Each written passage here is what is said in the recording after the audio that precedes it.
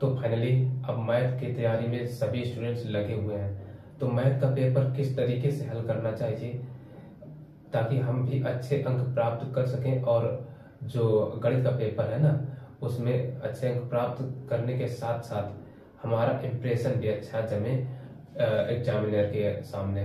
तो ऐसे में आपको क्या करना है, कैसे प्रश्न पत्र को हल करना है, तो इसकी शुरुआत आपको टाइटल यानी जो हम कॉपी का टाइटल भरने से शुरुआत करेंगे, यानी जिसको फ्रंट पेज कहते हैं, तो वहीं से शुरुआत हो जाती है। वहां से शुरुआत कैसे होती है, जो आपको प्रश्न में मतलब जो आपको कॉपी भरने को आएगी, तो ये मान लीजिए कि कॉपी को हमें कैसे भरना है। सबसे पहला काम है कॉपी को ध्यानपूर्वक पढ़िए, पढ़ने के बाद ही उसको भरना स्टार्ट करें। अगर कॉपी भरने में ही कहीं आपसे मिस्टेक हुई तो ये मान लो एग्जामिनर का इंप्रेशन थोड़ा सा नेगेटिव चला जाएगा और आपके प्रति वो थोड़ा उसका जो रुझान है, रवैया है, वो नकारात्मक हो जाएगा। ऐसा इसलिए कि वो यही कहेगा कि इस बच्चे का जब कॉपी ये सही से नहीं भर पा रहा है तो ये आगे क्या कर किए होगा जो अंदर, और फिर वो आपकी कॉपी उल्टा कर देखेगा। उसमें यदि आपके सवाल भी गलत जा रहे हैं तो नंबर नहीं देगा और उनको काट देगा। तो ऐसे में आपको कॉपी भरने में ही बहुत ही सतर्कता बरतनी होगी। यदि आपको कोई भी गड़बड़ी आ रही तो आप थोड़ा इंतजार कर लें कक्ष निरीक्षक का। कक्ष निरीक्षक आएगा और आपको कॉपी भरने में मदद जरूर करेगा। जैसा वो कहे उसी के अनुसार आप कॉपी भरें, और कॉपी भरने के साथ साथ अगर कोई भी गड़बड़ी आ रही है तो आप वहां ना भरें, रुक जाएं। जैसे कि रोल नंबर हिंदी में उसमें अनुक्रमांक लिखा रहेगा, तो अनुक्रमांक भरने के लिए जो भी आपका 22 से स्टार्ट होगा तो अंकों में लिखना, उसके बाद शब्दों में लिखने को आएगा। कई जो कक्ष निरीक्षक होंगे वो बता देंगे कि अरब और खरब ऐसे भरिए, और कुछ बताएंगे आप 2 2 4 4 6 6 जो भी होगा वैसे भरें। तो आपको विद्यालय में किस तरीके से बताया गया है उसी अनुसार भरेंगे, या आप 2 2 4 4 6 6 जो भी अंक हो उस तरीके से अंक शब्दों में लिख देंगे। ये भरने में गलती ना हो, या कक्ष निरीक्षक का इंतजार कर लेना। पाली, तिथि और कक्ष संख्या ये सब भली भांति भर दें। इसको भरने के बाद तब बारी आती है हमारे प्रश्न पत्र का पहला प्रश्न करने की। तो इसमें 20 अंकों की एक OMR शीट होगी। तो मैं आपको सजेस्ट यही करूंगा, यदि आपको सभी प्रश्न आ रहे हैं अच्छे से और आप ये जान रहे हैं कि कम समय में ही हम इनको हल कर लेंगे, तो OMR शीट को ही पहले फिल करें। अदरवाइज उसको थोड़ा बाद में करें, पहले आप जो डिस्क्रिप्टिव क्वेश्चंस हैं उनको ही सॉल्व कर लेना। ऐसा इसलिए क्योंकि समय रहते वो सॉल्व हो जाएंगे, और OMR शीट को तो बाद में हल कर लेना। नहीं, उसमें पूरे के पूरे अच्छे अंक मिलेंगे, 4 4 6 6। OMR शीट में यदि आपको नहीं आ रहा है, गलत भी हो गया तो भी जाएगा। अब यदि आप कमजोर हैं, आपको मैथ के सवाल हल करने भी नहीं आ रहे, तो हमारा सजेशन यही रहेगा कि आप मैथ जो OMR शीट है उसको बाद में फिल करना। ठीक, बाद में फिल करने का एक एडवांटेज होगा।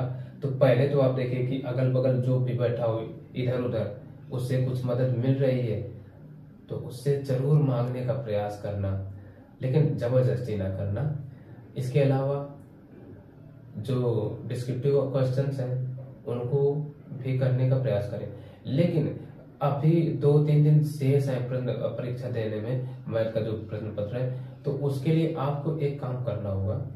कम से कम जो इतना बड़ा प्रश्न पत्र आएगा उसमें 25-30 सवाल आएंगे, उसमें से एक आध अंक सवाल तो ऐसा रखना ही होगा आपको जो कि हल कर सके। वो प्रथम पृष्ठ पर आपको करना होगा, यानी फ्रंट पेज पर।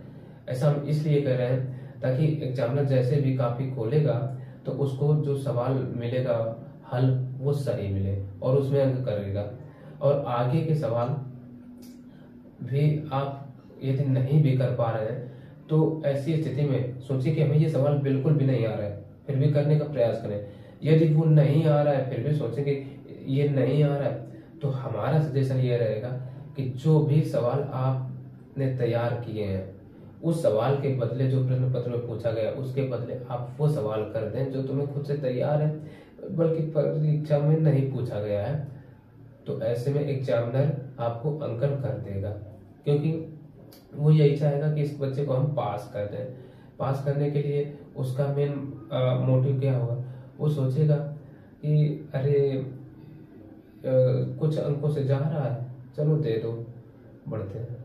और ये भी बात माननी पड़ेगी कि हर एग्जामिनर को एक कॉपी जांचने के ही कुछ रुपए मिलते हैं, ठीक है। वो वर्ष और समय के अनुसार होता है कि तकरीबन 13, 14, 15, तो वो कम समय में कितनी कापियां जांच देगा, उसी के अनुसार वो समय लेते हैं कॉपी जांचने में। एक कॉपी को जांचने में अधिकतम 5 मिनट, नहीं 1, 2, 3 मिनट में ही कॉपी जांच देते हैं। जो समय वो लेते हैं वो ऊपर का टाइटल भरने में, आप देखना उसमें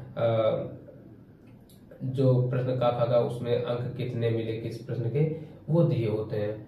तो इसलिए वो अंक देगा यदि आपने सवाल किया है, भले दूसरा सवाल किया है तो देगा, ठीक है, क्योंकि वो काटेगा।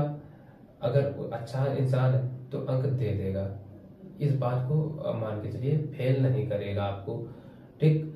और आगे कोई भी प्रश्न आए, नहीं आ रहा है, आपने जो तैयार किए हैं उस प्रश्न के बदले वही प्रश्न डाल देना और हल कर देना, बस यही अब क्रिया है। क्योंकि अब सोचो हम तैयारी पूरी कर लें तो नहीं कर पाएंगे, क्योंकि अब इतने दिनों में नहीं कर पाए, तो अब जो 1-2 दिन बचे हैं उसमें आप पूरा इतना सब कुछ नहीं कर पाएंगे। हाँ, यदि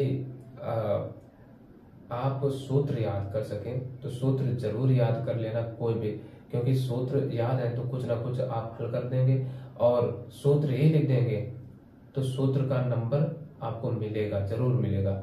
और इसमें यदि आधा भी सवाल हल किए हैं ना और वो सही है, आधा गलत है आपका, तो उस आधे सवाल का भी आपको अंक मिलेगा।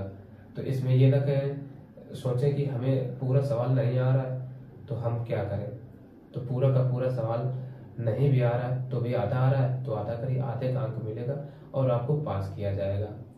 तो इस भूल में बिल्कुल भी ना रहे कि हमें अंक नहीं मिलेंगे, हमें ये सवाल नहीं आ रहे हैं और हम फेल हो जाएंगे। तो ये इस बात को मन से निकाल दें, आप 100% पास होंगे, और हो सकता है 60% के ऊपर ही अंक प्राप्त हो। तो ये जो हमने बातें बताई, इन बातों को जरूर मानना, और जो टाइटल है कॉपी का, टाइटल तो अच्छे से ही भरना, उसमें कोई गलती ना हो पाए, इस बात का विशेष ध्यान रखना। आगे अंदर कैसे करना है ये आप कर सकते हैं, और भी इधर उधर से जानकारी थोड़ी इकट्ठा हो सके तो कर लेना। और फाइनली अब जो समय बचा उसमें हल करने के लिए आप जो तैयारी करेंगे, उसके लिए तैयारी का एक ही माध्यम है, वो है डाउटनट। डाउटनट से आप कम समय में जो भी सवाल इंपॉर्टेंट आपको लग रहे हो उन सवालों को हल कर लें, उनका सॉल्यूशन प्राप्त कर लें, यही बेस्ट माध्यम होगा। इसके अलावा आप सोचें इधर उधर के वीडियो तो देखते ही रह जाएंगे और उनका सॉल्यूशन नहीं कर पाएंगे। तो डाउटनट पर जा करके जो भी आपको इंपॉर्टेंट सवाल लगे, चाहे वो NCERT हो, अनसॉल्व पेपर हो, उन सबका सॉल्यूशन निकाल करके सॉल्व कर लें। बस यही एक माध्यम है अब इतने कम समय में अच्छी तैयारी करने का। तो बेस्ट ऑफ लक।